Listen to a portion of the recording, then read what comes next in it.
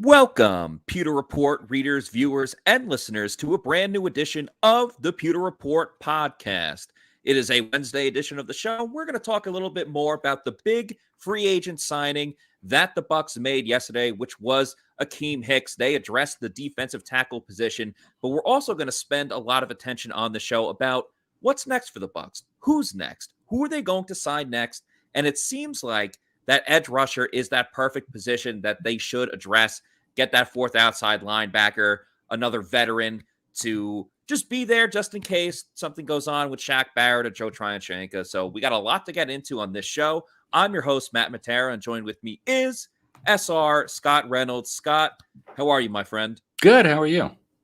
I am doing well. I think, we're right in the mix of all the fun stuff with the Bucs. Yeah. We went a little time without free agent news and moves, and we're obviously very removed from the draft, but OTAs is getting us along, and now this move with Akiem Hicks obviously moves the needle a lot too for not just us but for Bucs fans. It does. And remember, a couple of weeks ago, Buccaneer fans were freaking out because the Saints signed Jarvis Landry. Oh my gosh, this team's doing nothing. What's going on with the Buccaneers? And what do we say? There's still plenty of time before the season opener at Dallas. There's a lot of time to acquire players. The Buccaneers are not done. And that was a big signing yesterday, Akiem Hicks.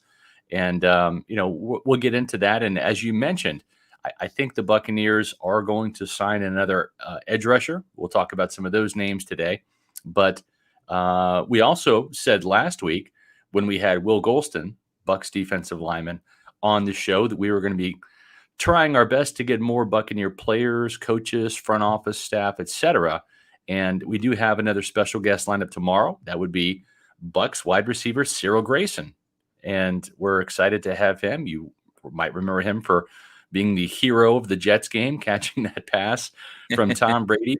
It's crazy, right? Because in that game, on that last drive, Mike Evans, Rob Gronkowski, Cyril Grayson, Tyler Johnson, those were the primary wide receivers left because you had Antonio Brown ditch the team and skip and hop off the field in the third quarter. But Matt, on that last drive, even though Evans and Gronkowski were there, Tom Brady exclusively targeted Cyril Grayson, who made a couple of great catches, and Tyler Johnson on that final drive. And then Johnson also had a great game against the Carolina Panthers the week before. So we're excited to have the speedster from LSU on the show tomorrow at 4:00. So don't miss that. And this is going to be a fun summer. We're going to try to get more Buccaneers players and coaches and front office staffers on for you guys because we had a lot of fun with Will Golston last week. Yes, we did, and we're going to have a lot of fun with Cyril Grayson Jr. as well too. And you mentioned that Jets game, and it's funny because that game's going to be memorable for a lot of reasons, and probably mostly for the Antonio Brown play. But again, the Bucs don't beat the Jets without Cyril Grayson Jr. making all those plays, making a walk-off catch. I'm sure Bucs fans will remember that part of it as well too. And I just think, and we'll talk to him about this, just his overall career arc of where he got to now and is fighting for a great opportunity to not just make the team, but really be a contributor on this team that could potentially be a fourth or fifth receiver. You look at the fact that he went to LSU as a track star and he played for numerous different teams. I mean, you talk about journeyman. He played for a lot of different teams in the NFL before he really started to carve out, a niche here with the Bucs. So I think it's going to be a very fun interview tomorrow. I love his Twitter game too. He's very funny on social media. So we might get into that a little bit as well. But yeah, make sure you tune in tomorrow at 4 p.m. for that episode. It's going to be great. We love having the players on. The fans have really enjoyed it too. So we're going to bring on as many players and personnel as we can. Yeah. And we would certainly be remiss if we didn't, since we're talking about winners and exciting players, etc., if we didn't wish the Bolts good luck tonight as they resume their push for a third Stanley Cup title, a rare three-peat. And hopefully we'll have Braden Point back. I know he was on the ice, but that'll be exciting tonight at 8:00 as they take on the New York Rangers. And Matt, people might hear your accent and say, well, Matt's a New Yorker. He's got to root for the Rangers, right? But that's not the case. No, it's not. I hate the Rangers. I'm not an Islanders fan either. I'm a Penguins fan. It's a Right. very long story that if people want to ask me, I'll tell them. I'll tell it to Right. them another time. But we're here to talk about Yep. the Bucs. So go Lightning, go Bolts. I hope they sweep the Rangers. I hope they dominate them. Might be going to the game Sunday. I'm not totally sure yet, but very excited for the Bolts. And we'll see. I mean, they're on a great chance to create history. You know, a Yeah. couple teams have only won 2 in a row. Penguins did that. Lightning just Mhm. did that. But to get 3 in a row and 4 in a row, like those Islanders and Canadians teams, I mean, that's rarefied air. Yeah. So truly be awesome if the Bolts can do that. I agree. Mark's main channel says, call Cyril the heat-seeking missile. He takes down jets. I like that. That's pretty cool. Hey, yeah, that's That's pretty creative too. And cool. it's Yeah. funny too. Speaking of Grayson, you know, a couple years ago, he was a guy that was a little bit in the doghouse at Pewter Report because he Oh, could get yeah. open, but he couldn't hold on to the ball. But you know what? Yep. He's grown as we've grown as well too. We've adjusted. He started making plays, and we've seen the growth in him. We've talked to Kevin Garver, wide receivers coach, about that too. I mean, he's just obviously you have to catch the ball, but he's just Right. overall understanding the game more Mhm. because he's doesn't have that experience like everyone Yeah. else on the roster does. So it really is incredible. It's funny, right? Because Russell Gage hardly played at LSU. He was a gunner on special teams before having 25 or so catches his senior year and didn't really do much. And he was drafted really just as an athlete and as somebody who could go out there on special teams and contribute. And he's really carved out quite a niche for himself as a complimentary receiver in Atlanta. And then when Julio Jones, was traded, and then you had Calvin Ridley go down. I mean, uh, Gage really had to step up. I mean, he's had back-to-back years of 700-yard seasons, and now he parlayed that into a massive deal, $10 million a year for 3 years with the Buccaneers. And he went to LSU also. So that for whatever reason, the Buccaneers love LSU Tigers, right? Devin White, formerly Kevin Minter, they drafted Andre Anthony. They got Cyril Grayson, who was a track guy at LSU, and now Russell Gage as the receiver. So just a ton of LSU players that have come through Tampa and are still here. And it just takes some time sometimes, right? It took Russell Gage some time to learn how to play wide receiver, and doing that at the NFL level is challenging. It's tough. And now we're kind of seeing the emergence of Cyril Grayson. And gosh, if he hadn't hurt that hamstring, both he and Rashad Perriman went down in week 18 with hamstring injuries. It would have been interesting to see if he could have continued some of that late season magic into the playoffs, and how that might have helped the Bucs passing game against the Rams.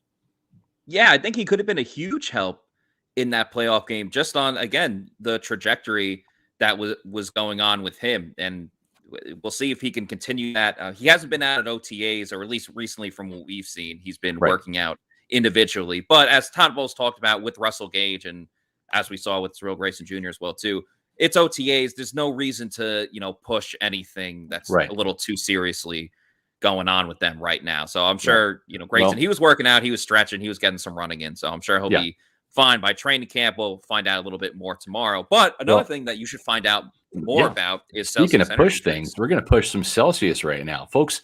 This is the cola flavored. Okay, Matt's holding up the peach vibe. He's rocking the peach vibe, which I went for one of those cans this morning, and I'm out. I was thinking peach vibe, and we're out at the Reynolds household.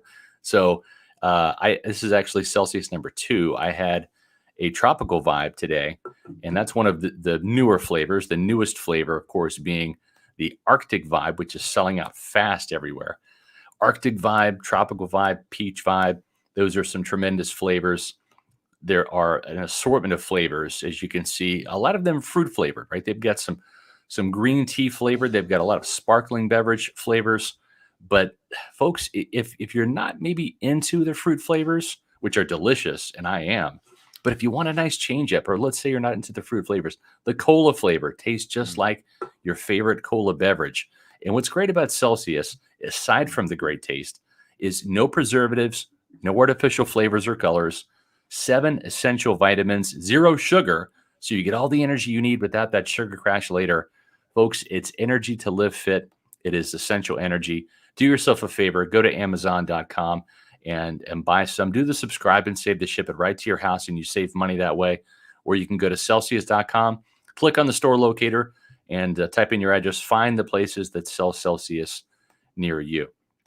So, Matt, we've got We've got Akiem Hicks signed today in the bag. We'll have his contract numbers coming out a little bit later today as we get those.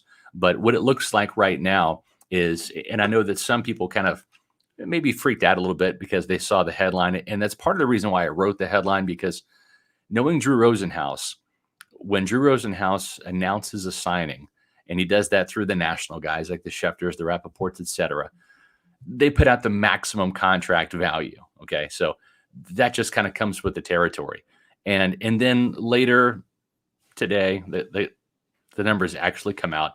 And so Akiem Hicks, he's not going to make $10 million. That's why I said in the headline yesterday, worth up to $10 million. It's really a $6.5 million deal.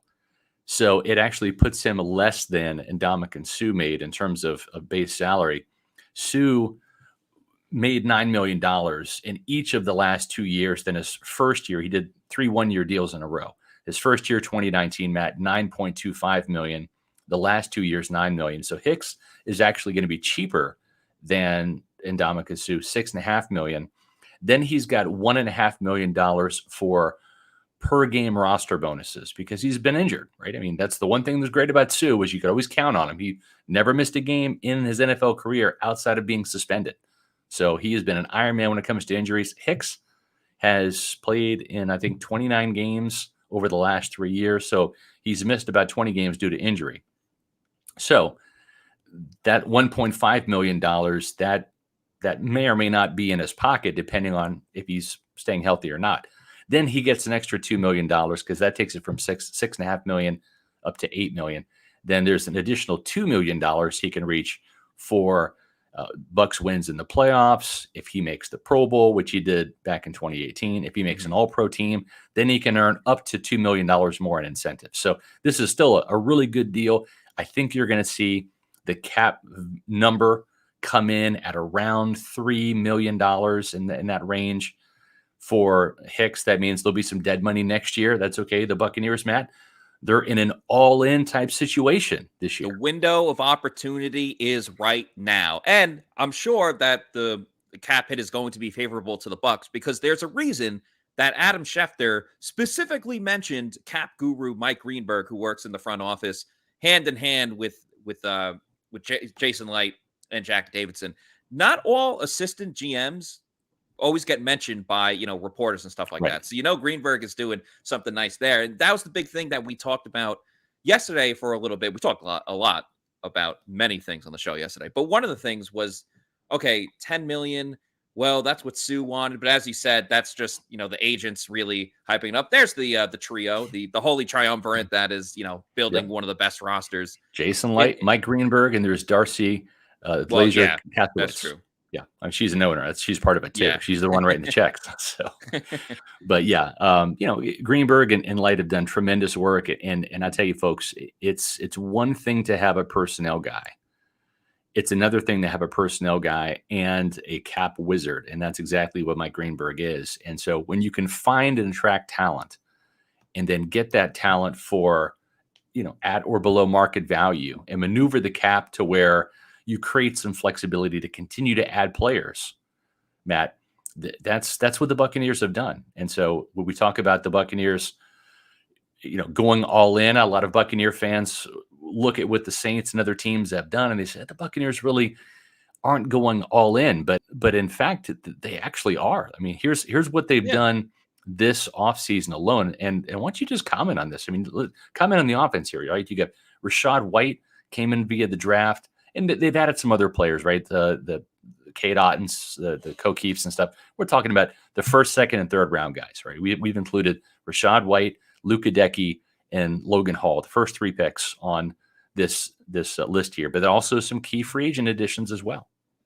Yeah, 100%. And I think where Bucs fans get mistaken and where people are like, oh, the Saints are doing better than us in terms of free agency and things like that is the Bucs for the last 2 or 3 years have gotten the blockbuster move, whether it was Brady or Rob Gronkowski or, bringing in Antonio Brown or even Richard Sherman or Le'Veon Bell.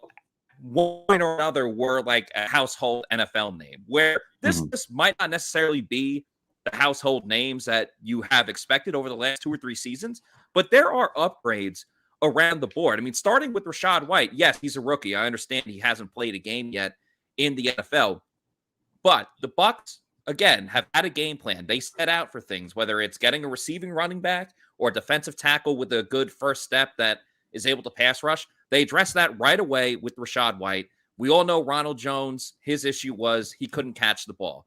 And when he got relegated to being a, second or third running back, when he's not getting the majority of the snaps, that was always an issue with Rojo because Rojo needs those reps where other running backs don't. And I don't think that'll be an issue with Rachaad White. So you're already getting an upgrade there. Russell Gage replaces Antonio Brown. And sure, maybe he's not as talented as Antonio Brown, but that's still a very strong nucleus. That Russell Gage is going to be around for every game.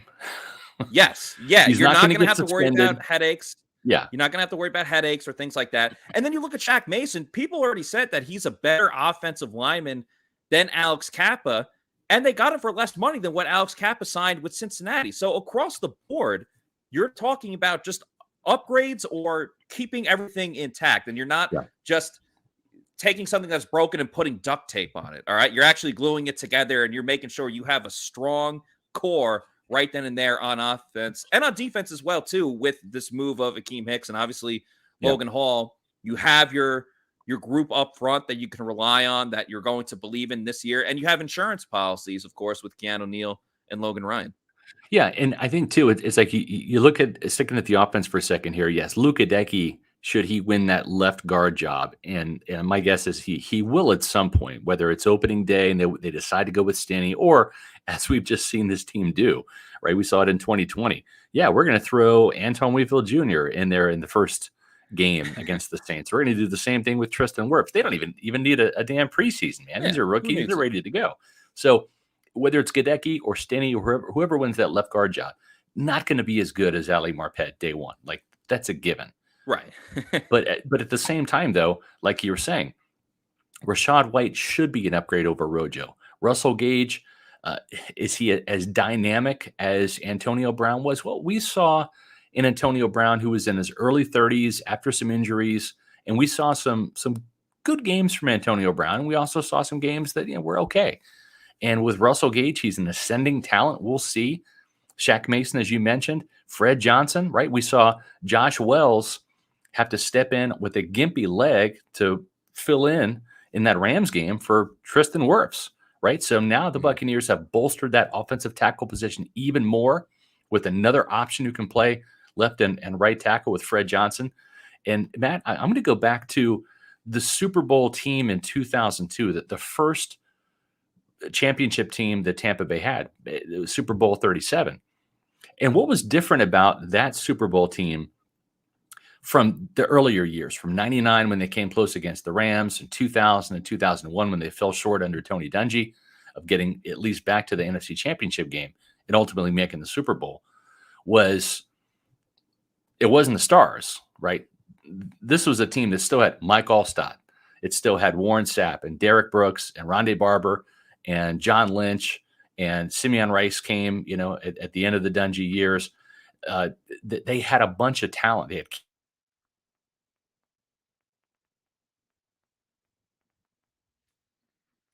I think Scott froze there again, as happens from time to time on the show. That's all good. I was interested to see what Scott was having to say there, because with all due respect to some of the Bucs fans watching this, I was very young when that first Super Bowl team won their Super Bowl victory over I was about to say the LA Raiders, but they were the Oakland Raiders at the time. That game was in San Diego. So as we wait for Scott to finish his point, we'll get to some comments here from the fans, and we will get into a group. I have a list of a couple of edge rushers that could be possibilities for the Bucs, could be financially fit as well too.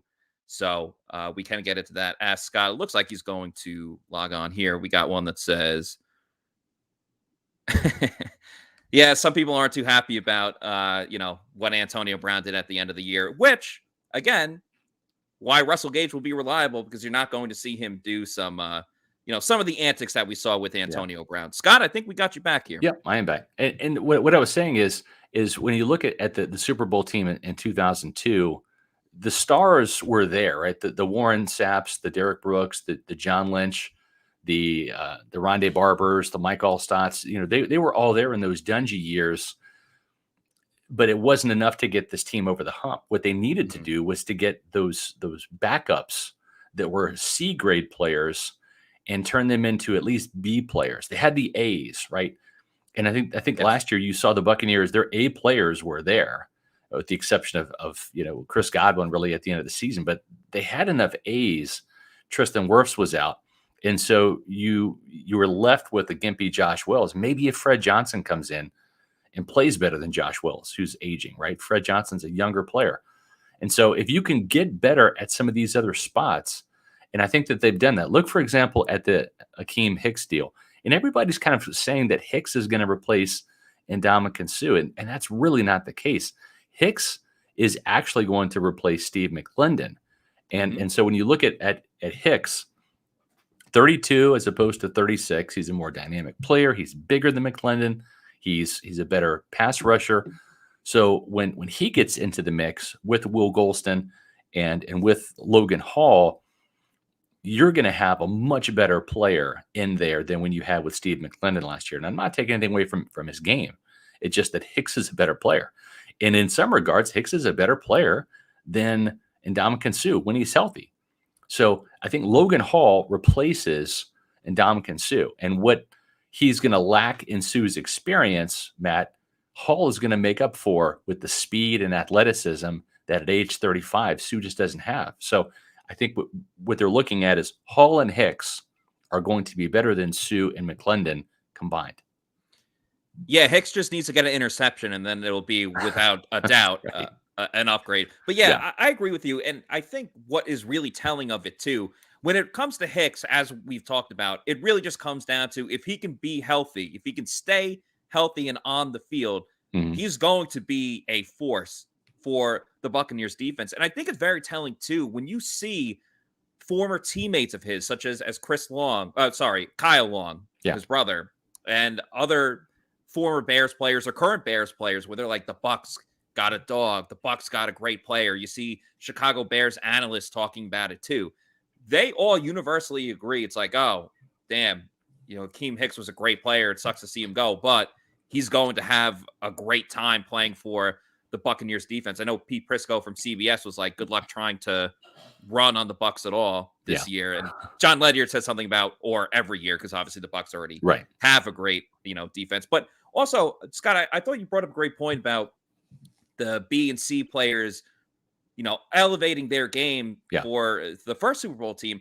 I think you saw it as well too when the Bucs won their most recent Super Bowl. Maybe not as directly, but I just think of guys like, Aaron Stinney, obviously coming in for Kappa. That was huge. It was huge. I look at Cam Brate, who we all love, Cam Brate, and he's a solid player. Yeah, but he was awesome in that postseason as well too. Like he was dominating. He had a touchdown. Catches for 80 yards, I think, against Washington that first week, right? Yeah, and he had a touchdown against Green Bay, and he had that great screenplay in the Super Bowl. So again, like we all know, Cam Brate can be good, but he elevated his game at that next level. And of course, the Bucs defense, Vita Vea, didn't come back until the NFC Championship game. So the defensive line was great all year round, just staying in there, doing what they need to do, staying stout in stopping the run, and obviously waiting for Vita Vea to come back. So, great photo right there. Way to be behind this. Wow, Scott, your timing is well, and that's what it is. It's about depth. It's about having the depth at as many positions as you can, and sometimes that's going out and getting a player like an Antonio Brown during the season, right? And that was the right call in 2020, just like it was for the Rams last year and trading for Von Miller, right? That was the right call from a depth perspective. Yes, it was. And another thing that would be great to get the right Odell call Beckham on is Jr. if too. you're making... Odell as well. But what I was going to say is another great thing that you can make the right call on is making the right call with your bets. And if you're going to make a bet, the best place to go and do that would be mybookie.ag. Folks, let me tell you about this great company. And if you're into gambling on sports, right now you got, obviously we just talked about the Bolts. They got a big game against the Rangers tonight.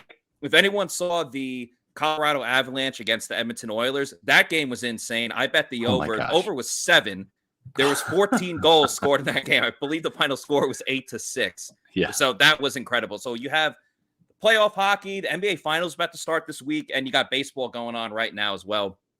And, baseball, there's 162 games in a season. That could feel like a grind to watch. I understand. But you could put the excitement back into it each and every game with MyBookie. There's run lines, money lines, props galore, first inning, no runs, my favorite bet. And nobody gives you more opportunities to win than MyBookie. Getting started is very simple. Deposit up to $1,000 and play with $500 instantly. Just promo code Pewter to give me a MyBookie deposit bonus. Whether you're a diehard fan or a newcomer to the sport, ever been a better time to join the MyBookie family. Go ahead and sign up today using promo code Pewter to secure your first deposit bonus up to $1,000 with MyBookie.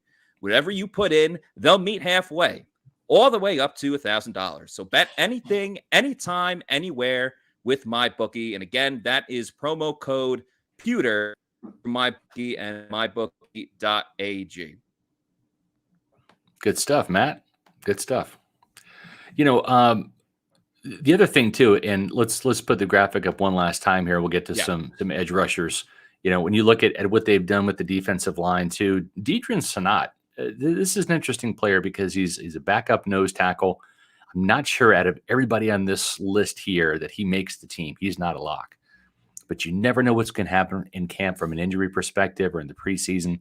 And having an experienced guy like this, played a couple years in Atlanta, was a USF product.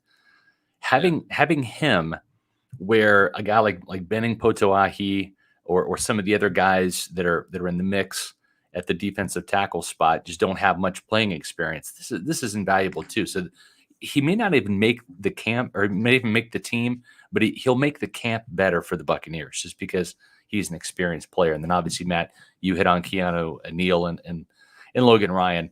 And I think both of those moves, right? I mean, you're looking at an upgrade over Andrew Adams with Keanu Neal. You're looking for an upgrade over, like, say, Ross Cockrell with Logan Ryan. And so, to me, you're taking a lot of these guys on this list are going to improve the depth from a C level, which it was last year for some of these guys, to a B level, right? And so when you have those injuries in the cornerback room, instead of maybe turning to a D. Delaney or having to sign a Pierre Desir or Richard Sherman off the street, maybe you can put Logan Ryan in there, for a couple games as an outside corner or a slot corner to help you out. And if you need him at safety, he can play that too. So I really like what this team has done because they've got plenty of stars, right? We saw that in the Pro Bowl. Would this team have like 15, 16 Pro Bowlers this year? It felt like it. And made plays too. Mike Evans had an awesome touchdown. Antoine Winfield Jr. had the pick six. And Ali Marpet almost got a tackle in a game on an interception. So yeah. So the Bucs are very well represented. They were. And so to me, it's getting better backups, better depth, because you never know when you're going to need it. Like you said, Aaron Stinney back in 2020 was a prime example of that. And the Bucs coaching staff is all about competition. That'll be the same with Todd Bowles. That'll be something that won't change at all. And I think it's important too with guys, whether it's drafting Gadecki and going up against Aaron Stinney. I'm sure Aaron Stinney probably thought before the draft, like, all right, this is my job for going into this season. Sure, there's going to be competition with Hainsey and Nick Leverett, but now it's like, oh, all right, they're putting the pressure on him. Yeah. And same thing with Sean Murphy-Bunting. If he struggles like he did last year, that's all Logan Ryan. He might take over that job. Same thing with Mike Edwards. We all love Mike Edwards. There could be an adjustment with being a full-time starter. We just don't totally know yet because we haven't seen him play in full games. We've seen it from time to time, but for the majority of his career, no. So if he struggles, again, it's not going to be handed to Mike Edwards. Keanu Neal's right there. That can go, and it could be an opportunity for him as well, too. Yeah. So to go back to the offensive line, I'm interested in the competition this year with Stinney, Gadecki, everyone else we just talked about, but I'm not concerned about it. And what I mean is the best man is going to win. Yeah. And they're going to earn that job. And I don't think it's going to be like an issue. It's not, it's Like, sure, they might make a mistake and allow a sack in a game. That happens And the across depth the is going to board. be hella good too. That's the Oh, thing. the depth is going to be great, as you mentioned with the Wells playing on one leg in the Right. in the playoff game last year against the Rams. Injuries are going to occur, but I feel pretty good almost all across the board that if you're going to lose a player for a Right. little bit of time, that Correct me if I'm wrong, right? Mhm. But in the Colts game, Ali Marpet was out. Aaron Stinney started in place of Marpet. And then you had Nick Leverett come in when Stinney hurt his knee, right? So Yes. all of a sudden you were down to your third string guard just like that. And so Yeah. that can happen. And the more depth you have, the more talented depth you have, the more experienced depth you have, the better. Which leads us to, okay, so who's next, right? We talked about this at the top. This team has already signed, or I should say, added 3 defensive tackles, right? We talked about Akiem Hicks, Deidrin Sanat. They drafted Logan Hall. So who's next for this Buccaneer team? Well, I think everyone, including you and I, Matt, are waiting on the return of Rob Gronkowski, right? I think that might be the next signing.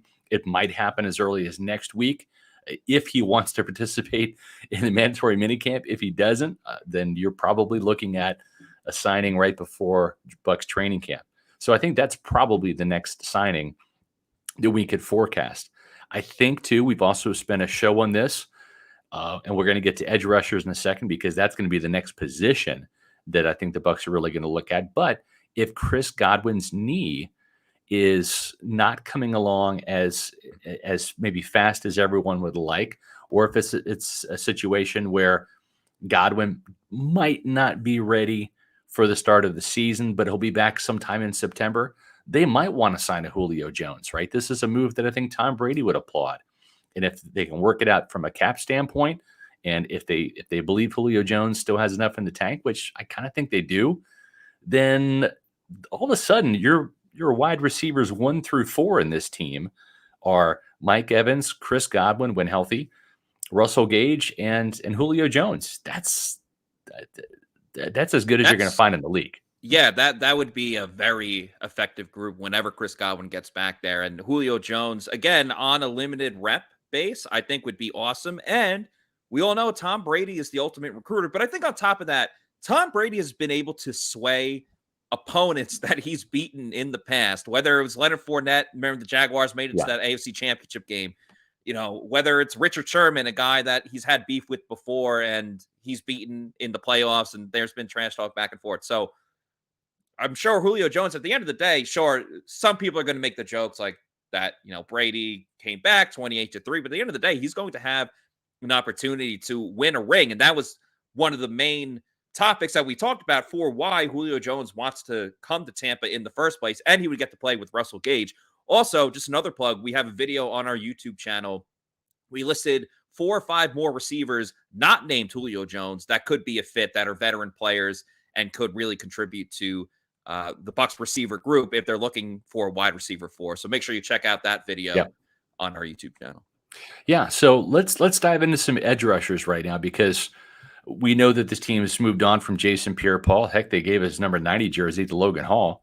So at age 33, coming off a shoulder injury, unsigned, probably couldn't pass a physical right now with his shoulder, as that's a rehab situation that lasts months. I just think that this team wants to get younger, right? They wanted to get younger, and they moved on from Sue. I think that's certainly the case with JPP. We kind of saw this move coming last year when they drafted Joe Tryon-Shoyinka in the first round. Started a couple games and had 2 sacks against the Patriots, ended up with 4 in the year. He's going to be a starter opposite Shaq Barrett. We know that. We know Anthony Nelson is going to be that third guy. Had a great finish to last year, ended up with 5 sacks, career high. He's in a contract year, Matt. So when you look at those 3 guys, that's your 1 through 3. But what happens if Shaq Barrett's out, right? And he missed a couple games with a knee injury. What happens if JTS has to miss a game? What happens if Anthony Nelson gets banged up and now you need somebody to come in and get some meaningful reps in that outside linebacker rotation? They have Cam Gill, who's been a spot designated pass rusher. They've got Elijah Ponder, who's kind of a promising young guy on the practice squad who might make a push for that number 4 job. But Matt, something tells me we're going to see another veteran sign at the edge rusher outside linebacker spot. It might happen in camp.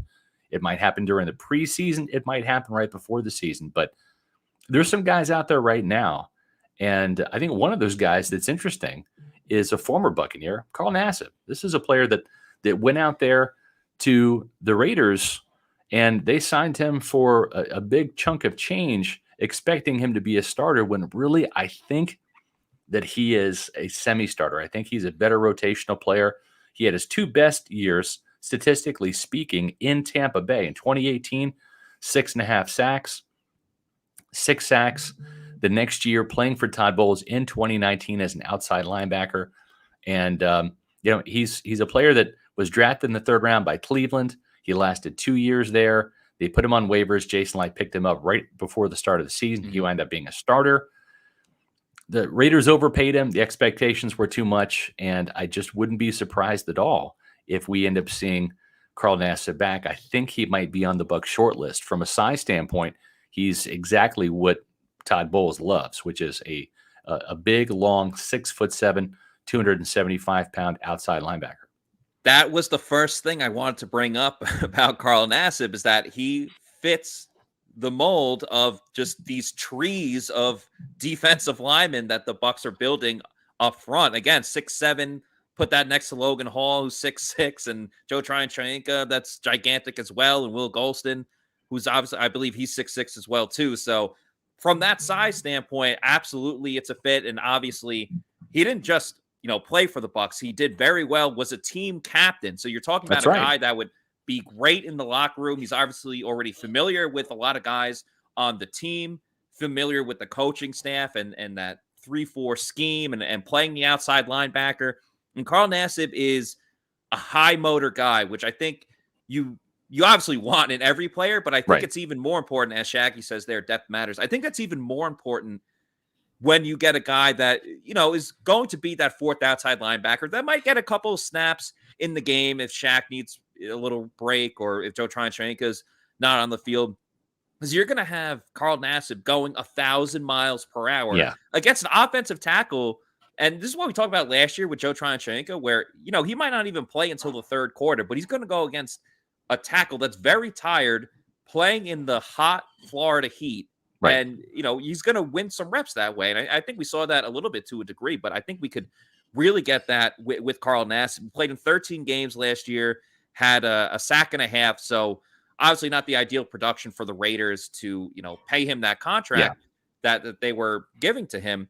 But I also think too that, again, because of his familiarity, and I remember he had an Instagram post. It was during his contract year. It was after the 2019 season. And I don't remember it specifically, but it was something about he was sitting on a dock and he was saying he was thinking about how close this Bucs team is to, putting it all together and winning a championship. And then they did. And he signed with the Raiders, but Carl knew that this team is pretty damn good. So I'm sure he's well aware that they could very much be back in the Super Bowl again this year. And you know what? I think the thing too is sometimes when you get signed, and listen, the reason why Carl Nassib didn't really pan out in the Raiders organization is because I think the expectations were unreasonable, right? I mean, they paid him like a frontline starter, ridiculous amount of money. That's not his fault, right? That's Mike Mayock, that's John Gruden's fault, and that's why those guys aren't in Las Vegas anymore. And I think with Nassib, if someone's going to offer you that amount of money, you're going to take it. But he's just not that guy. But what he is, he's a great rotational depth piece, and he comes in with plenty of experience. He's got the size that you mentioned, Matt, and he's got the respect of the players. He was a team captain here, and I think that he would be one of the names at the top of the list when this team looks at outside linebackers, edge rushers, etc. And the other thing too is you mentioned Anthony Nelson, 6'7", 270 pounds. This is really a clone, 6'7", 275. And that size, that reach, I'm going to be writing about this on my SR's Fab 5 on Friday about how this team wants to bat down more passes. And obviously when you have long arms and you're huge, you can do those types of things a lot easier than say a 6'2" defensive lineman, because you can look over the offensive lineman's shoulder or head, and you can see when that ball is going to be released. You can get your hands up. So if you're not getting to the quarterback with a hit or a sack, you can still affect the game. The other thing too is if Carl Nassib's going to be playing as a reserve, he's going to be on special teams. You can use that size to block field goals, extra points, etc. So that's another aspect that he can bring to this team. And I like the speed that Cam Gill brings. I like the athleticism that Elijah Ponder brings. But those guys are more in that 6'2", 6'3" type of vein. Nassib's just kind of a bit of a monster. And speaking of monsters, there's one of my favorite players in this league when it comes to getting to quarterbacks. And I think we've got somebody. Let's see who it was here. Yeah, here we go. Justin Houston, says Gerald. Yes, no doubt about it. This guy? That guy. Yeah. Absolutely great pass rusher. When you look at Houston, he's been around from Kansas City to Baltimore, etc. Just a tremendous pass rusher since entering the league. He's now 33, so he's a situational pass rusher, but a great Georgia Bulldog, and was a player in Kansas City that had 22 sacks back in 2014. I know that seemed like a long time ago. 5.5 sacks as a rookie, 10 the next year, 11 the year after that, then 22, and then 7.5, and then some injuries kind of kicked in. And then he had a couple of 9.5, 9-sack seasons. Then he goes to Indianapolis for 2 seasons, 11 sacks there, 8 sacks in 2020. And then, listen, he's 32. He's going to be 33 years old, 4.5 sacks last year for the Ravens. I think in a pinch, who would you rather have, right? Would you rather have a guy that can get to the premier passers like the Aaron Rodgers, the Matthew Staffords, et cetera? This is a guy that's experienced. Again, no knock on Cam Gill or Elijah Ponder, but if you're going all in on the Super Bowl, we saw the difference that Von Miller made for the Rams, right? They had Leonard Floyd, they had Aaron Donald, they threw another iron onto that fire, or I should say, in the fire. And this is a guy that can come in on a third down. If you want to put JTS inside, you bring Shaq Barrett on one side, and you got Justin Houston on the other. And damn, man, that's a nice 1-2 punch in the outside. Yes, exactly. He still has the skill set. Obviously, when he was in his prime, he was one of those players like, third down, watch out for him, watch out for Justin Houston, because he's going to go and do something and make a splash play. He also did have a forced fumble last year too, so he is still, when he can, making those splash plays. I think it's important to point out too, Scott, that you mentioned he was on a lot of good teams, whether it was the Chiefs, the Ravens, struggled last year, but overall had a good team. But he hasn't won a Super Bowl. He just missed the boat with Kansas City. He just missed out with the Ravens too when they were a top team. So he's another player that's still looking for a ring. I think it's important. We should point out too that the Ravens put a unrestricted free agent tender on him for $2.75 million. So the Bucs can still match that. They would have to sign him by July 22nd, but it would just give the Ravens a comped pick, so it doesn't hurt the Bucs too much from that standpoint. And I agree too that if they use him in a third down type of capacity, he could definitely be a big help to this team. If they just, every now and then, we've seen with Shaq, he obviously has insane runs where he gets 3 sacks a game. But, we've also seen Shaq, and overall he's been great, so this isn't a huge knock on him. But there are times that teams will start double teaming Shaq. They will start chipping him. And we obviously saw after his insane 19.5 season, teams put more of an emphasis on him. And while Joe Tryon-Shoyinka, he's still a little unproven for the most part. He's only got 1 season under his belt. So there might be a time this season where the Bucs aren't getting as home as they want to. It just slumps happen in this league. So you might need a little boost, and you could get that from Justin Houston. I think the players we'll talk about, and I have a couple players that I want to get to as well. I think he still has the best, I'm going to give you my best move and you can stop it. Good for you. But I don't think you will be able to every single Yeah, time. I and think Justin he's a Houston big has guy. the skill He can set. set the edge. He's good against the run, 6'3", 270. I think, you mentioned the experience, 102 career sacks, right? This guy did not forget how to get to the quarterback. He's hungry for a Yeah. ring. So I think that he's got a lot of want to still as a situational pass rusher. And again, what we're talking about here is we're talking about someone that could rotate in with a JTS, with a Shaq Barrett, with an Anthony Nelson. And again, next year might be the year for the Cam Gills, the Elijah Ponders, when this team goes kind of back into a little bit of these rebuilding mode, reload mode, if you will. But right now it's all in mode. And why not try to do everything you can? And again, we listed the Buccaneers additions this offseason, from the Logan Ryans to the Logan Halls to the Akiem Hicks to the Keanu Neals to the Shaq Masons and the Rashad Whites and the Russell Gages. And they're still doing it, folks. They're still going for it. There's still going to be some more signings and still going to be some more additions. So even if you see the Saints pick up another player or the Rams, don't freak out. Don't freak out. This is a work in progress. Jason Light's work here is not done. Not done yet. So right when we get to the start of football season, after the roster cut downs happen in the first week of September, you're still going to see probably another move made or two, because the Buccaneers are in all-in mode right now. Yes, they are. And another player I want to talk about, Scott, and I've seen Bucs fans talking about it too, and I'm in agreement. And I could be an exciting player for a couple of reasons, but that is outside linebacker Anthony Barr. He played for the Minnesota Vikings. I think Barr is a very interesting case because he's an off-ball linebacker. So some people are like, oh, like linebacker, you have Devin White and Levante David. He doesn't play the same position as them. He's a very versatile player that can move inside, but he's also can play outside too and get after the passer. And I think when we talk about, creativity and versatility, that's exactly what Todd Bowles looks for in his defense. So I think Barr would be a great guy that you can move around. I mean, again, we've seen Todd Bowles take nose tackle Vita Vea and drop him back in coverage. So I just think Barr could be a really good fit there in terms of Todd Bowles will ask him to do a lot of different things, and he'll be able to do that when other players on this team just might not be able to, from a comfort factor, and two, from an athleticism standpoint. Yeah. Barr, 2020 season, he only played 2 games. He tore his pec. Last season, he played 11 games, had 2.5 sacks.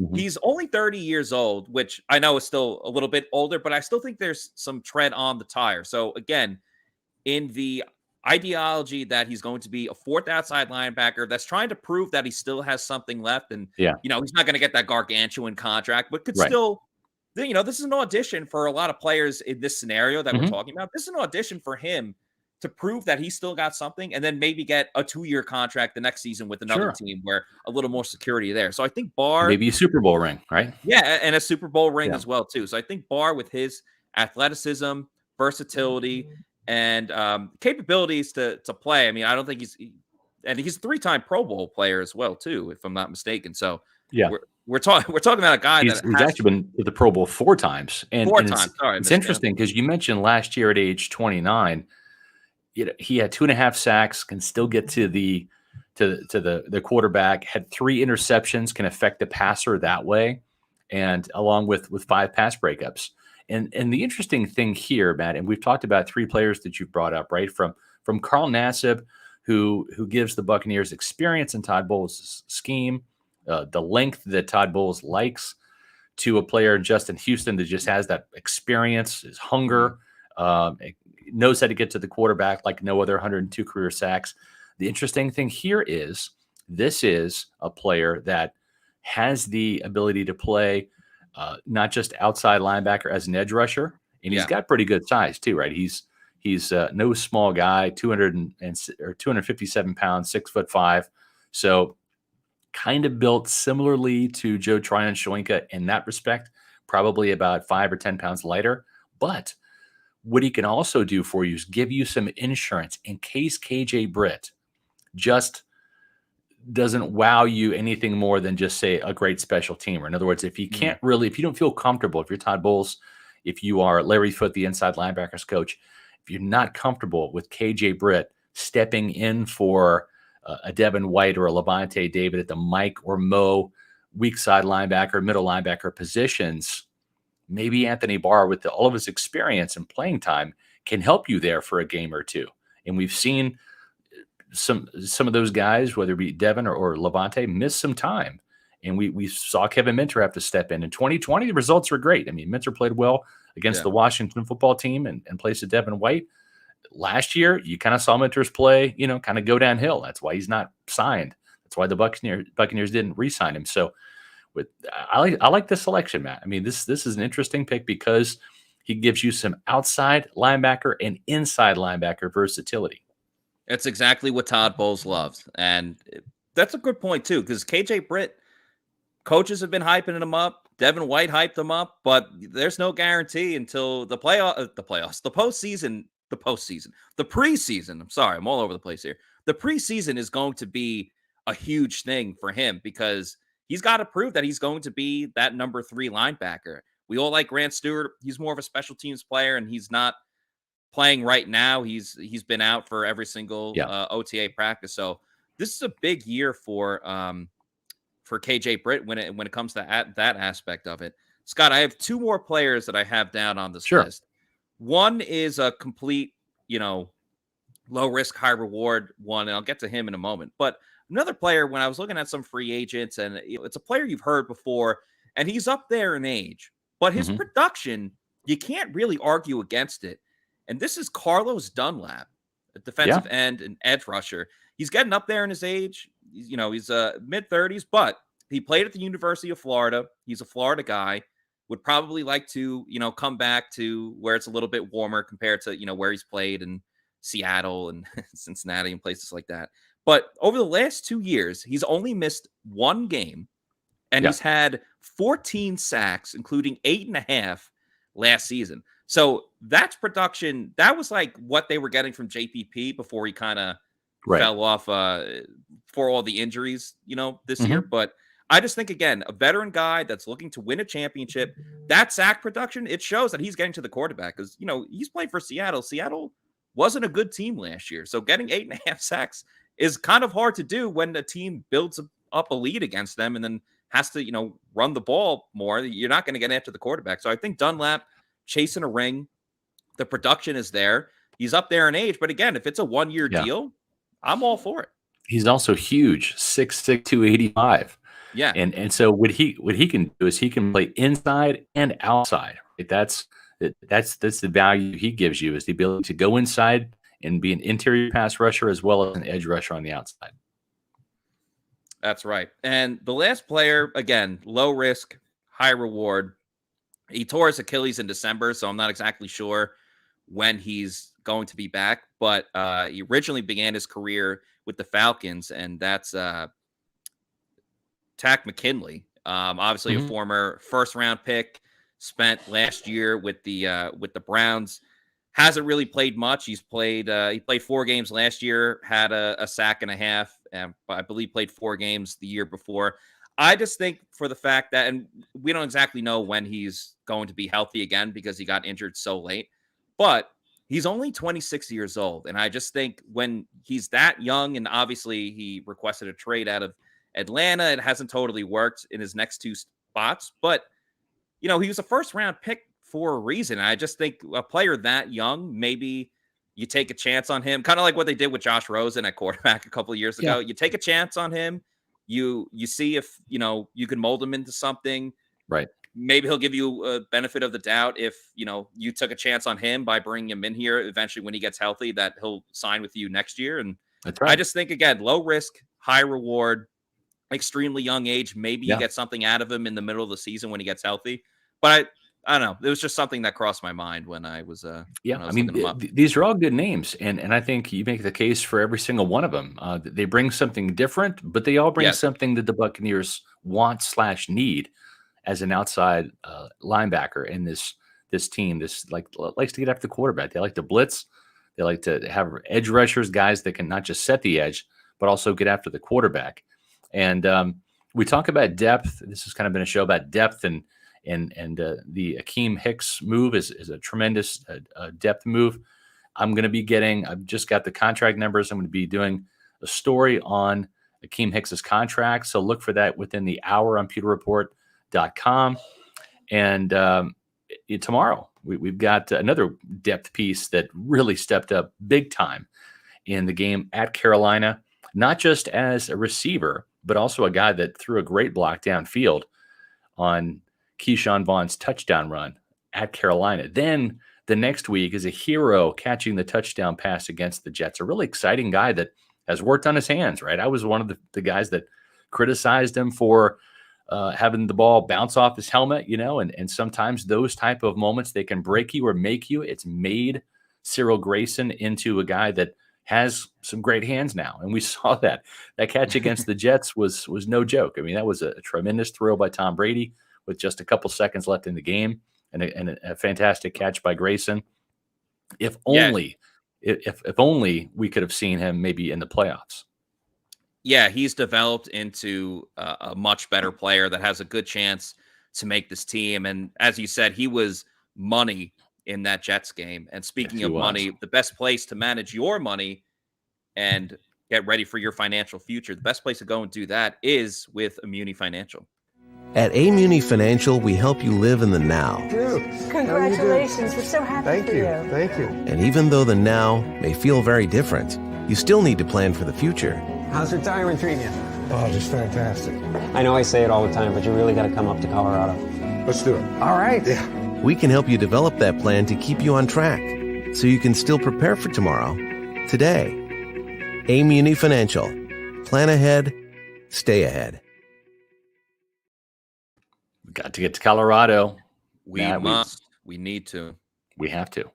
And whether it's visiting Colorado or visiting any place around the world, enjoy your golden years, your retirement years, by having enough money in the bank to where you don't have to work, right? Set yourself up for financial freedom and the security that comes with that by managing your assets today. And the folks at Immuni Financial can do that. Do what I did. Give Immuni Financial a call.